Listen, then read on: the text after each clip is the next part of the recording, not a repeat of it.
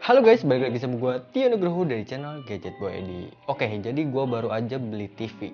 Bukan TV sini, tapi udah termasuk ke Smart TV.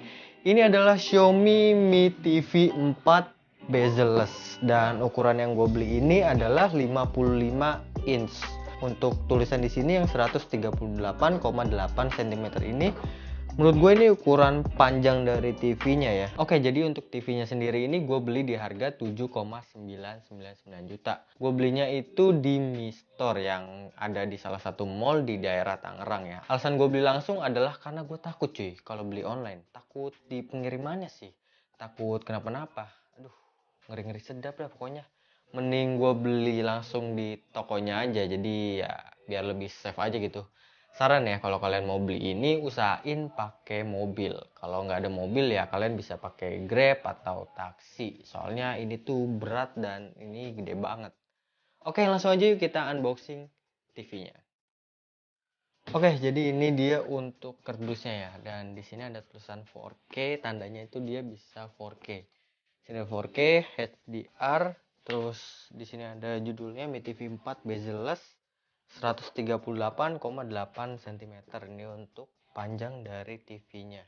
Dan ukurannya sendiri dia 55 inch. Di sini ada fiturnya ya. Di sini ada patch wall, terus Android TV, terus di sini udah 4K Ultra HD, terus di sini udah Dolby Vision, HDR 10 plus, terus ada Reality Flow, terus di sini juga udah ada fitur Netflix, YouTube, terus ada Prime Video, ada Google Assistant dan Chromecast built-in. Dan ya, ini dia untuk TV-nya.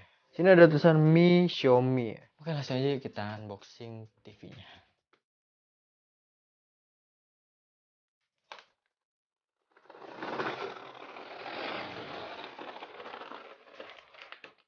Untuk TV-nya sendiri sebenarnya ini udah di unboxing ya waktu di Mi Store-nya itu, karena dia sebelum kita beli itu harus dicek dulu sama petugasnya. Dan ini juga udah gue cek, udah gue cobain juga. Untuk TV-nya udah di unboxing juga sama di Mi Store-nya itu. Jadi kita unboxing lagi. Oke, di dalamnya ini dia ada penyangga kakinya ya. Dia cukup tipis sih ini. Dan untuk bahannya sendiri dia kayaknya sih metal, bahannya tuh metal, solid gitu. Warnanya abu-abu. Keren sih nih. Dapat dua. Di sini yang kanan, di sini yang kiri. Oke, terus di sini ada peringatan pegang plastik kemasan dan keluarkan TV dari atas ke bawah. Oke, jadi untuk bukanya ini kalian itu harus hati-hati banget ya, nggak boleh sembarangan. Kalau bisa buka TV-nya itu berdua, soalnya ini tuh berat banget. Dan di sini ada seperti biasa ya, dia ada panduan instalasi gitu. Di sini ada remote-nya, ada bautnya juga. Bautnya itu buat baut yang kaki dari yang tadi juga ya. Dia dapat bautnya. Terus di sini dapat remote-nya. Sebenarnya di kertasnya di sini tuh harusnya ya ada baterainya, karena baterainya udah dimasukin juga. Karena baterainya udah dimasukin ke sini juga, soalnya waktu pas di Mi Store itu kan dicobain dulu, dites dulu. Jadi baterainya otomatis udah dimasukin ke sini. Ini dia ada panduan instalasinya. Terus di sini dapat stiker Mi TV. Sini ada tulisan lagi. Terus di sini ada kartu garansinya. Oke, jadi untuk TV-nya sendiri dia ada pegangan buat nariknya ya. Sini ada pegangannya dan di sini ada pegangannya juga. Sebenarnya sih kalau bisa ini berdua ya, karena di sini di studio ini cuman berdua doang. Yang satu megang kamera, jadinya ya terpaksa gua harus sendiri ngangkatnya. Mudah-mudahan bisa ya. Bismillahirrahmanirrahim. Berat banget. Oke, jadi gue udah nyoba ngangkat dan ternyata nggak kuat. Akhirnya gue butuh bantuan aja deh. Harus berdua. Ingat, harus berdua ya. Angkat ya. Bismillahirrahmanirrahim.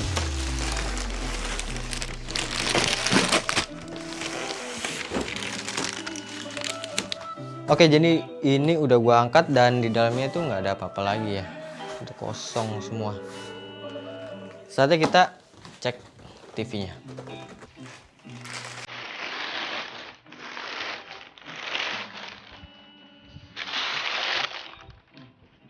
Oke, jadi lebih baik gua tidurin dulu ininya, si TV-nya ya. Biar masang kakinya itu lebih gampang. Nah, jadi cara masangnya tuh gampang banget sebenarnya. Tinggal ini dicolokin ke sini aja dan kita kencengin pakai obeng.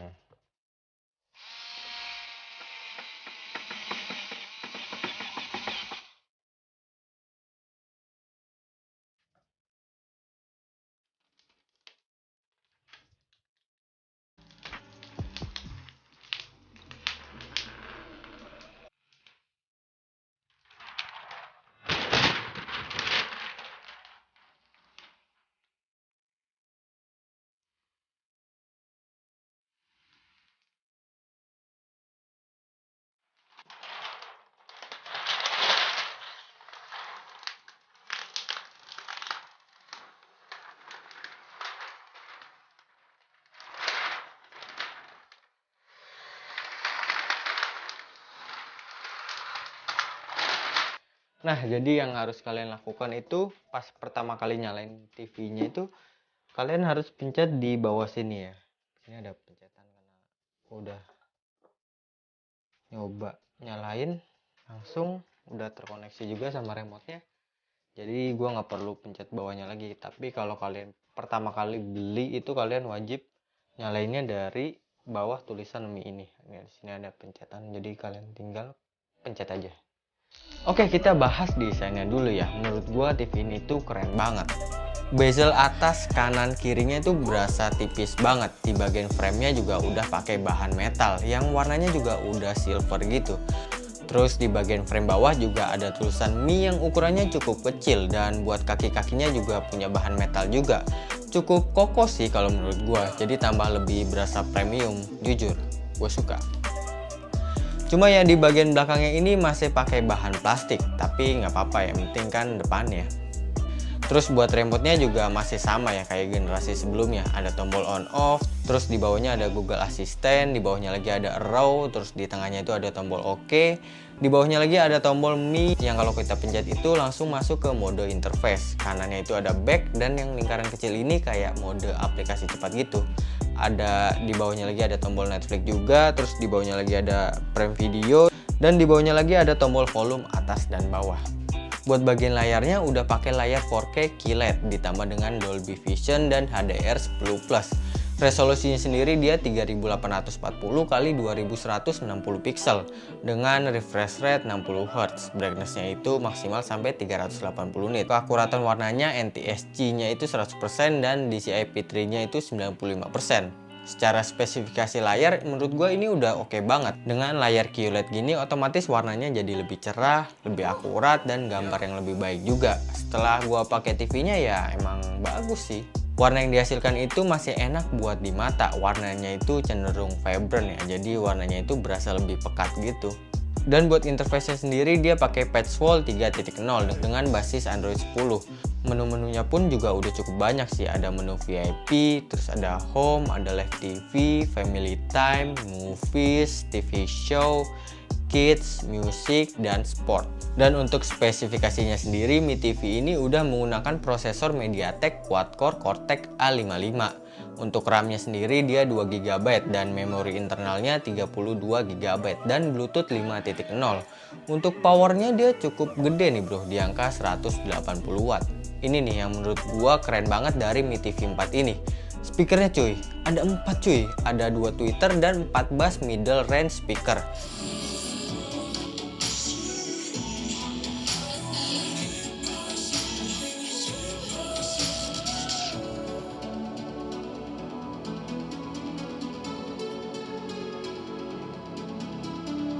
Gila sih ini speakernya, mantep banget. Bassnya berasa banget, udah kayak lagi nonton bioskop. Cuma ya pasti power dayanya juga gede di 30 watt. 30 watt buat speaker doang sih gede ya menurut gua. Tapi dengan suara sebagus ini sih gua oke-oke aja. Ini sih gua nggak perlu beli speaker tambahan lagi.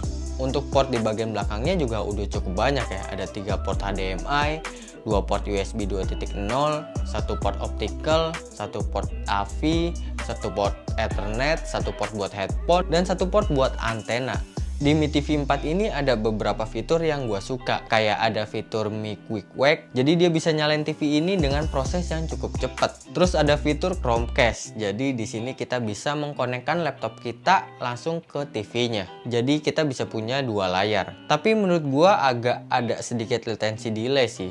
Tapi buat kalian yang mau nonton film atau nonton movie dari laptop sih ini udah cukup oke. Jadi tinggal kalian konekin aja pakai kabel HDMI. Kalian juga bisa langsung setting kayak pengaturan, gambar, suara, masukan, dan kunci TV.